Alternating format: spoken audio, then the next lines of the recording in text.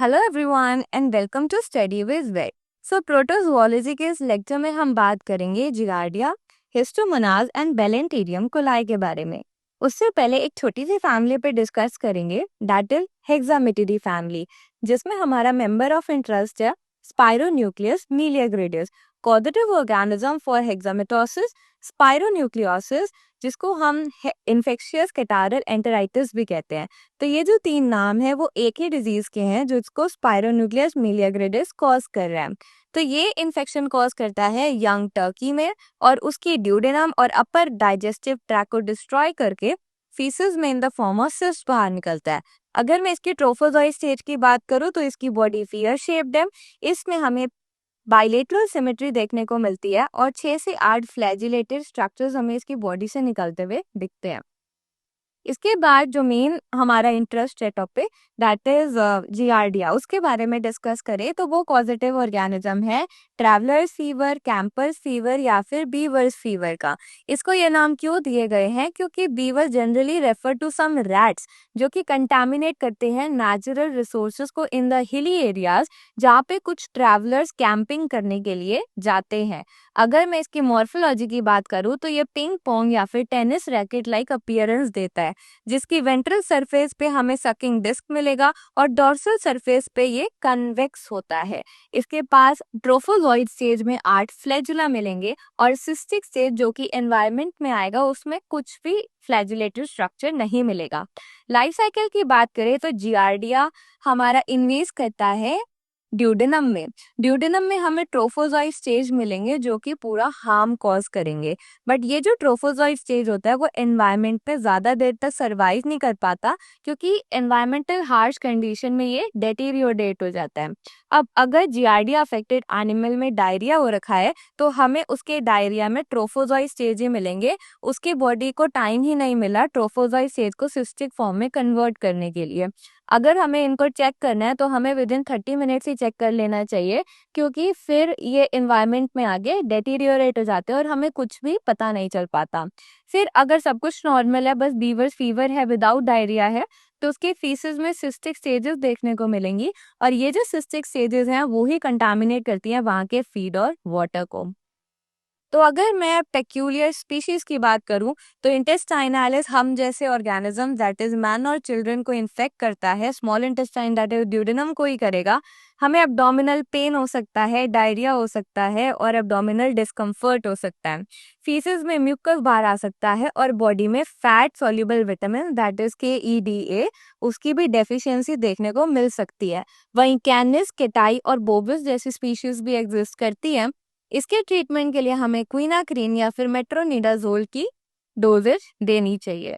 अगर मैं इसकी असेंबलेज की बात करूं तो ड्यूडेनालिस और enterica belong to A and B respectively और वो हर एक और स्पीशी को अफेक्ट करता है, कोई भी इसकी स्पेसिफिकेशन नहीं है। देन कैनिस डॉग्स को करेगा और वो बिलोंग करता है C और D असेंबलेज को। बोविस E को एंड केटाई F को। तो नाम से पता चल रहा है वो बोवाइन को करेगा और ये केटाई को करेगा, कैट को करेगा। तो जियार्डिया के लिए कोई वैक्सीन है तो वो है जियार्डिया वैक्स, जिसमें हम इम्यूनाइज करने के लिए बॉडी में इनएक्टिवेटेड ट्रोफोजोइड्स को इंजेक्ट करते हैं। ये जनरली डॉग्स जो कि 8 हफ्ते से ऊपर है उनमें दी जाती है। 8वें हफ्ते में पहली डोज और 2 से 4 हफ्तों में बूस्टर डोज देनी चाहिए उस एंडेमिक एरिया में जहाँ पे जियार्डिया का इन्फेक्शन प्रेवलेंट है। तो ये हमने बात किया जियार्डिया के बारे में। अब दूसरे के बारे में बात करेंगे, दैट इज हिस्टोमोनाज मीलियाग्रेडिस। तो हिस्टोमोनाज बिलोंग करता है फैमिली मोनोसर्को मोनाटिडी को, जिसमें हमारे पास 3 से 5 फ्लैजिलेटेड स्ट्रक्चर मिलेंगे एंटीरियरली और पीछे ट्रेल करता हुआ एक फ्री पोस्टीरियर फ्लैजिला भी देखने को मिलेगा।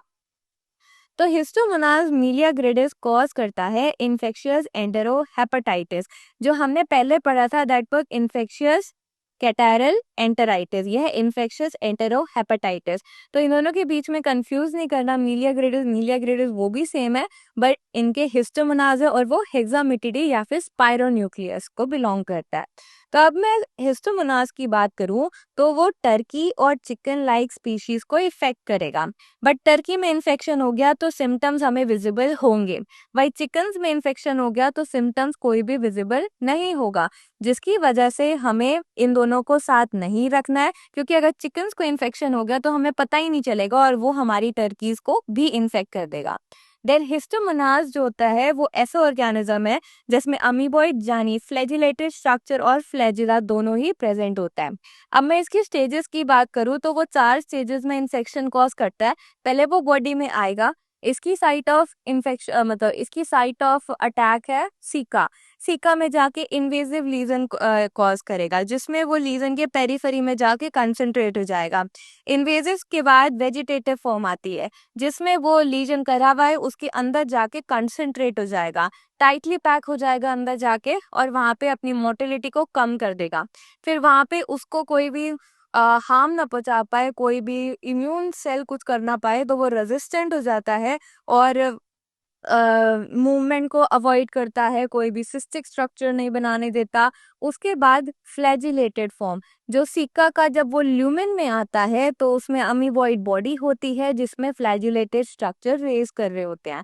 तो हमने 4 स्टेजेस की बात करी, पहले आएगा, इन्वेज करेगा, पेरिफेरी पे कंसंट्रेट होगा, उसके बाद वो वेजिटेटिव फॉर्म में अंदर आ जाएगा लीजन के, रेजिस्ट हो जाएगा बट इसमें कोई भी सिस्ट नहीं है, कोई भी मूवमेंट नहीं है। फिर थोड़ी देर बाद वो flagellated that is amoeboid body with flagellated structure होएगा, जो हमें सिक्का के ल्यूमेन में देखने को मिलेगा।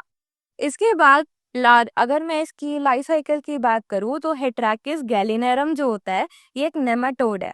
नेमाटोड इन्फेक्टेड जो एग होता है, जो लार्वेटेड एग होता है, उसमें रिजाइड करता है हेट्रैक हिस्टोमोनास मिलिया ग्रिडिस का इन्फेक्शन। तो जो हेट्राकिस गैलिनेरम इन्फेक्टेड पोल्ट्री है उसका जो लार्वेटेड एग होगा उसमें हमारा हिस्टोमोनास मिलिया ग्रिडिस रिजाइड करेगा। अब अगर ये एग हैच कर गया तो इन्फेक्शन आगे बढ़ेगा, बट अगर ये हैच नहीं करा तो इन्फेक्शन कभी भी आगे नहीं बढ़ेगा।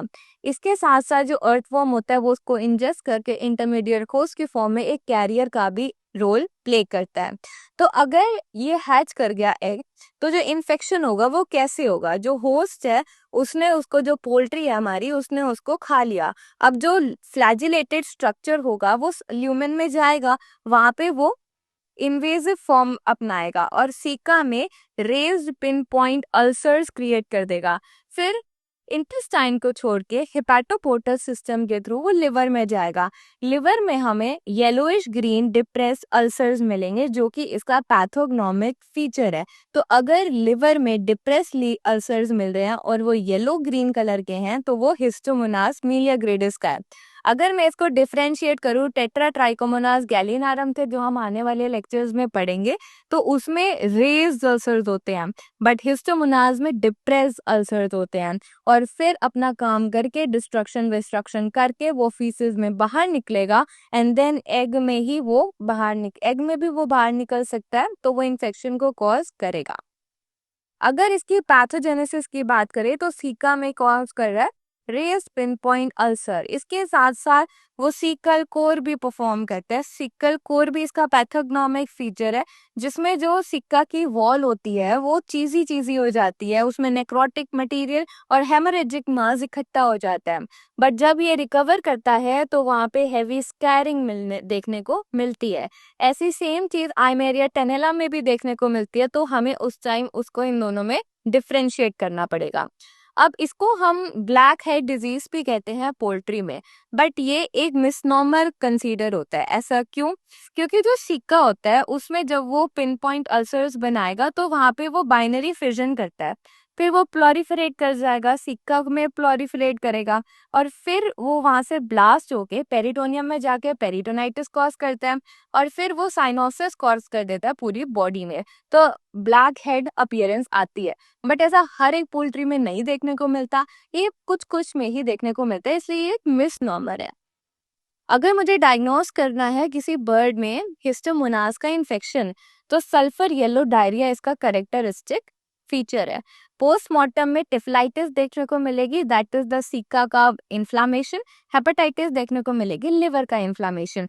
लिवर में हमें देखने को मिलेगा येलोइश अल्सर जो कि डिप्रेस्ड होंगे।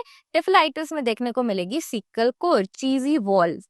देन ट्रीटमेंट के लिए हिस्टोमोनास के लिए हम एनहेप्टिन देते हैं और निथियाजाइड एडमिनिस्टर करते हैं। लास्ट फैमिली है सीलियोफोरा। सीलियोफोरा में हम पढ़ते हैं बेलेंटेरियम या बेलेंटोइडिस कोलाई के बारे में। कहाँ अटैक करेगा? सीकम या फिर कोलम में कौन अटैक करेगा? किसकी? Non human primates. इसका जो रिजर्वॉयर है वो पिग होता है। इसमें सेक्सुअल रिप्रोडक्शन मिलेगी, दैट इज थ्रू कॉन्जुगेशन। जो हमने पहले पढ़ा था वो सिर्फ ए सेक्सुअल मोड से ही रिप्रोड्यूस कर रहे थे, बट बेलेंटेरियम सेक्सुअल रिप्रोडक्शन शो करता है। कैसे शो करता है? कॉन्जुगेशन मैकेनिज्म से शो करता है। तो अगर पूछा जाए कि largest protozoan parasite of man कौन सा है, तो दैट इज बेलेंटेरियम या बेलेंटोइडस कोलाई। हमने बात करी है सीकम या कोलन को इंसेक्ट करेगा, वहां पे अल्सर्स हो जाएंगे जिसमें हाइलुरोनिक एसिड निकलेगा। और ये जनरली उन ऑर्गेनिजम्स को ज्यादा तंग करता है जिसमें इम्यूनो कॉम्प्रोमाइज्ड मैकेनिज्म होता है, जिनका इम्यून सिस्टम ज्यादा स्ट्रांग नहीं होता। सीकम और कोलन को इन्फेक्ट करने के बाद फीसेस में in the form of cyst जाएगा और फिर वो नेचुरल रिसोर्सेज या फीड एंड वाटर को कंटामिनेट कर देगा और फर्दर इन्फेक्शन को रिलीज कर देगा। इसके ट्रीटमेंट के लिए हम मेट्रोनिडाजोल की एडमिनिस्ट्रेशन करते हैं। अब अगर हमें बेलेंटीडियम या और बक्सटोनेला सल्काटा के ट्रोफोजोइड स्टेज को डिफरेंशिएट करना है तो हम पहले देखेंगे साइटोसोम को। साइटोसोम अगर एंटीरियर एंड पे है तो वो हमारा बेलेंटीडियम है। वहीं अगर वो हमारा पोस्टीरियर एंड पे प्रेजेंट है तो वो बक्सटोनेला सल्काटा है। और अगर हम सल्कस की बात करें तो अगर वो पूरा पूरा हमारे बॉडी में ट्रेल कर रहा है तो वो बक्सटोनेला सल्काटा का है। वहीं अगर वो सिर्फ एंटीरियर के 1/3 रीजन में कंसंट्रेटेड है तो वो हमारा किसका है? बेलेंटीडियम कोलाई का। जनरली बक्सटोनेला सल्काटा जो होता है वो हमारे बोवाइंस में प्रेजेंट होता है और वो जनरली पैथोजेनिक नहीं होता। हम ट्रोफोजोइड स्टेज में तो इन दोनों को डिफरेंशिएट कर सकते हैं, बट सिस्टिक फॉर्म में इनको डिफरेंशिएट करना पॉसिबल नहीं है। तो आज हमने बात करी 3 पैरासाइट की, Balantidium coli, Histomonas, meleagridis as well as Giardia के बारे में। तो अगले में हम और पैरासाइट के बारे में भी बात करेंगे।